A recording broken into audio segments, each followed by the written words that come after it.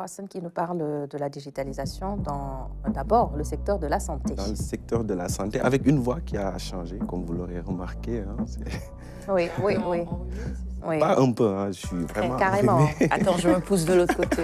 Mais bon, c'est la fin, c'est la phase finale, donc là, il n'y a pas de risque, quoi. Mais donc, on va parler un peu de la digitalisation de la santé. Vous avez suivi plusieurs fois, le chef de l'État a fait des discours en revenant un peu sur ce processus qui devait être accéléré. Et c'est le cas. Actuellement, on est dans une phase vraiment très avancée. Et Sénégal numérique et le ministère de la Santé et de l'Action sociale ont décidé, en tout cas, de formaliser leur partenariat et pour accélérer encore le processus. Ouais. C'est dans ce cadre donc qu'une convention a été signée entre le ministère et donc la Société nationale Sénégal numérique SA. À l'issue de cette signature, c'est le ministre de la Santé, Madame Docteur Marie-Khemesse Ngom Ndiaye, qui nous explique un peu les attentes vis-à-vis de ce partenariat. Je vous propose de l'écouter tout de suite. La CNMSA soutient le ministère de la Santé et de l'Action sociale depuis plusieurs années dans l'hébergement des données de santé et dans la mise à disposition de l'Internet au niveau des structures centrales et dans les points de prestation de soins. Mon département a encore besoin aujourd'hui, plus qu'hier, de l'appui de la CNMSA. En effet, nous sommes dans une phase d'accélération de la transformation digitale de la santé conformément aux instructions de M. le Président de la République. Cette digitalisation intégrale de la santé implique des besoins importants en capacité d'hébergement et en bande passante. En effet, 10 dossiers en santé digitale dans différents domaines sont en train d'être mis en œuvre par mon département et dont certains sont à un stade de maturation très avancé. Le dossier patient unique partagé, dont la phase pilote d'implémentation a déjà démarré dans 6 EPS de Dakar, la plateforme de mobilité du personnel MIRSAS, arrivée à maturité et dont le lancement officiel est prévu la semaine prochaine. La télémédecine, dont le document cadre national est déjà validé. ERXP3, la gestion électronique des médicaments dans les pharmacies régionales d'approvisionnement et les structures de santé. La gestion électronique des informations financières et comptables, pour ne citer donc que ces différents domaines. Monsieur le directeur général, la disponibilité 24 heures sur 24 et 7 jours sur 7 sur l'étendue du territoire national des plateformes actuelles et futures du système digital intégré de la santé, ainsi que de leurs statistiques, est une garantie pour leur utilisation par nos services. Une utilisation donc efficace et efficiente. Je tiens à vous rassurer que vos défis seront aussi les nôtres. Avec vos infrastructures numériques, fibre optique et Delta Center Tier 3, mon département continuera à les utiliser conformément aux dispositions de la loi numéro 2021-39 du 13 décembre 2021 portant création de votre société. Le caractère confidentiel des données de santé nous incombe tous. À ce titre, je vous invite à renforcer encore davantage les mesures de sécurité destinées à la protection des données de santé et aucune action allant dans ce sens ne sera de trop. Alors Hassan, dans le domaine de la santé particulièrement, l'apport sera conséquent, pas seulement pour les professionnels, mais aussi et surtout pour les populations. Oui, vous avez vu, hein, la liste est très longue, là où le digital est attendu, en tout cas pour faciliter les choses pour aussi bien les médecins que les patients. Donc, il a parlé donc, du dossier du patient, dossier unique du patient. Elle a parlé également de l'hébergement de tout ce qui est donné, parce que dans le domaine, bon, les données sont importantes partout, mais encore plus dans le domaine de la santé, parce qu'à chaque fois que malade arrive, on a envie de savoir tout son passé. C'est ça. Donc, il y a cela, il y a également donc, tout ce qui est gestion électronique des médicaments et des plateformes, la bande passante dont on a besoin dans les différentes structures de santé. Et donc, je pense que c'est un partenaire. Bon, c'est pas le début de la collaboration. La collaboration avait démarré bien avant, mais là, c'est une phase accélérée qui est entamée à travers donc, ce partenariat. C'est ça. Tu souhaiterais réagir sur Oui, ça? bien sûr. on ne discute plus de l'intérêt ou de l'importance de l'apport du numérique dans le secteur de la santé. Avec la Covid, on a vu tout l'intérêt, toute la portée justement et tout ce que le numérique pouvait apporter au domaine de la santé.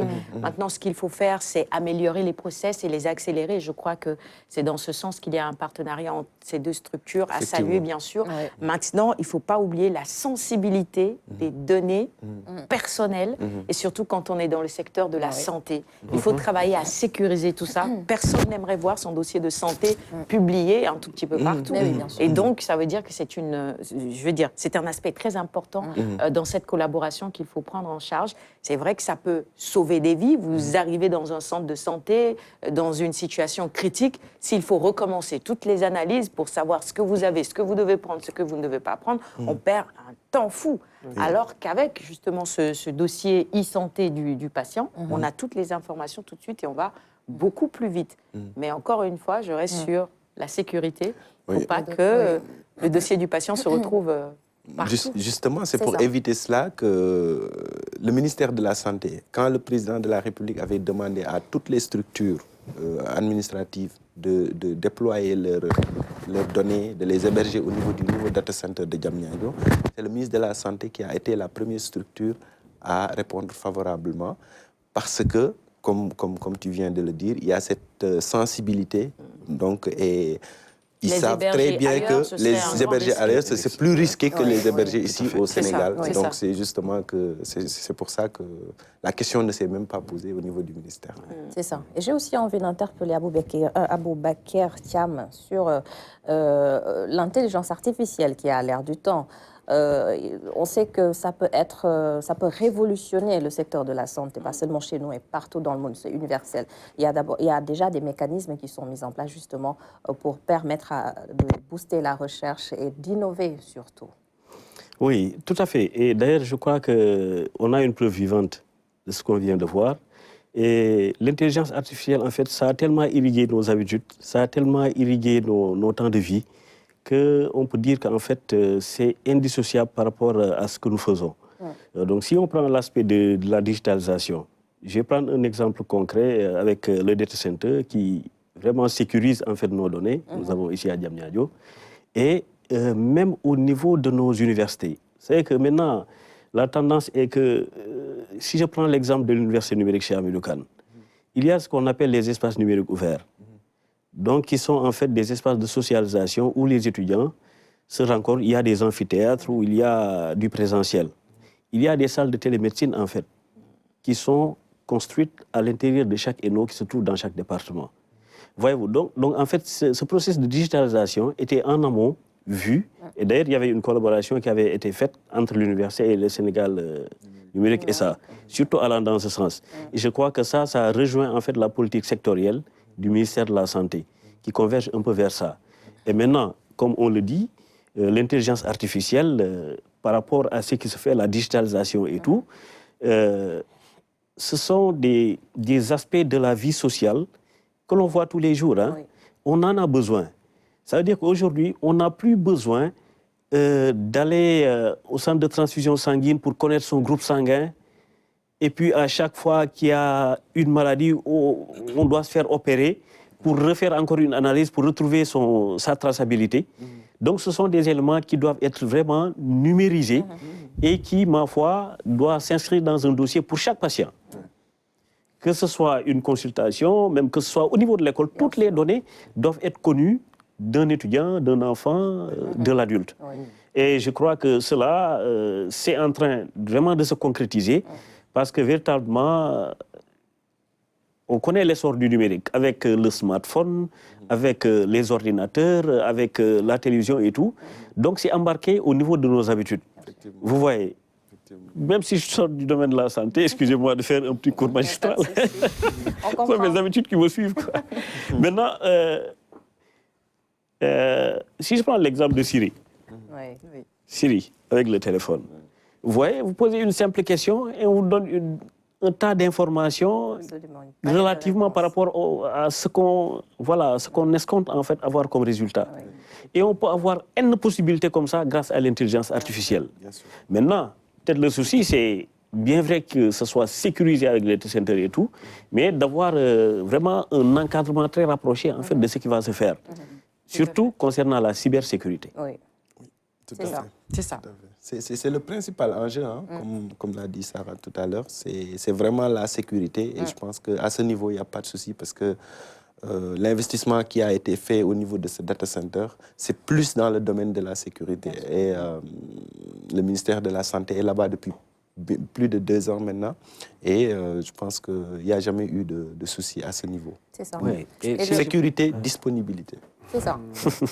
C'était simplement pour confirmer. C'est ça. Même voilà, la véracité de ces propos. Et ensuite dire, même au niveau de la formation, il y a pas mal aussi dans nos universités hein, de filières de formation orientées vers la cybersécurité, le big data analytics, etc. Oui. Donc qui tendent justement vers ça. C'est ça. Effectivement. C'est ça. Effectivement. Alors Hassan, ce processus de digitalisation concerne aussi le secteur de l'artisanat. Le secteur de l'artisanat, je pense que j'en ai déjà parlé ici. Mais là, c'est le ministre en personne qui a pris en charge donc, le sujet donc, pour essayer un peu de formaliser le secteur informel à travers la digitalisation. Je vous propose d'écouter Biram Faye, c'est le ministre de l'Artisanat et de la transformation du secteur informel. Au nom de procéder à la signature de cette convention partenariale qui lie nos 2 institutions, je voudrais remercier le directeur général de CNMSA, le féliciter pour le travail remarquable qu'il est en train de faire avec ses équipes dans le cadre de l'informatisation des services de l'État et de la gestion aussi des infrastructures étatiques. Et ils sont présents partout sur le territoire national, dans les 46 départements, à travers leur espace Sénégal service. Et ils ont aussi 6 000 km de fibre optique partout dans le pays.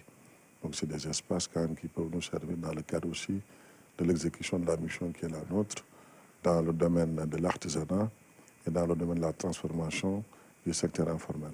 C'est une demande qui est là au niveau national. C'est une demande aussi émanant des partenaires au niveau international. On ne peut pas prendre une bonne décision sans disposer en amont auparavant de la bonne information. Il y a beaucoup de chiffres qui circulent dans le secteur. Je pense que ce qu'il nous faut, c'est avoir une vision, en tout cas plus ou moins claire des données. Le nombre d'artisans, on parle de 2 millions, ça dépasse 2 millions en vérité, parce qu'il y a beaucoup d'artisans qui ne sont pas répertoriés et qui ne figurent pas en vérité dans le fichier officiel des artisans. Le nombre d'entreprises aussi informelles qui existent dans le secteur. Donc je pense que cette convention va nous aider à définir le cadre, à définir le périmètre, à définir les engagements des différentes parties, mais surtout les conditions de mise en œuvre de cette convention. Et c'est bien précisé dans le document que ce n'est pas exhaustif, que nous pouvons compléter les besoins, en tout cas en fonction aussi du contexte. Donc je salue la délégation du directeur général de CNOM. Je remercie et félicite les équipes qui ont travaillé pour que cette convention soit signée aujourd'hui. Là aussi, Hassan, il y a beaucoup de perspectives et bien entendu, les attentes sont énormes. Énormément de perspectives avec le secteur informel qui, tout le monde connaît le rôle que ce secteur joue dans l'économie. Et donc, pour essayer d'avoir au moins un début de formalisation, en tout cas, le ministère est bien engagé donc, pour être accompagné par Sénégal Numérique, notamment pour le recensement d'abord, parce qu'il faut savoir où intervenir, avec qui intervenir et tout cela. Et donc, nous avons eu un partenariat avec les chambres de commerce. Et il y a une initiative aussi de créer des boutiques dédiées au secteur informel dans tous les départements, comme les espaces Sénégal Service. Et là aussi, les espaces Sénégal Service seront d'une aide assez considérable donc, dans ce processus, comme on l'a fait avec l'ANSD lors du recensement de la population. Donc je pense qu'il y a également là aussi un chantier énorme. Et la digitalisation, on l'espère en tout cas, permettra d'accélérer ce processus et d'arriver au moins à un résultat en tout cas appréciable. C'est ça. Merci beaucoup Hassan pour cette chronique du jour. Merci beaucoup. Hassan qui est avec nous tous les mardis dans King Keliba. Et il reste avec nous jusqu'à la fin de cette émission. À 7h passées de 16 minutes, c'est l'heure maintenant de passer à la première partie avec l'un de nos invités du jour.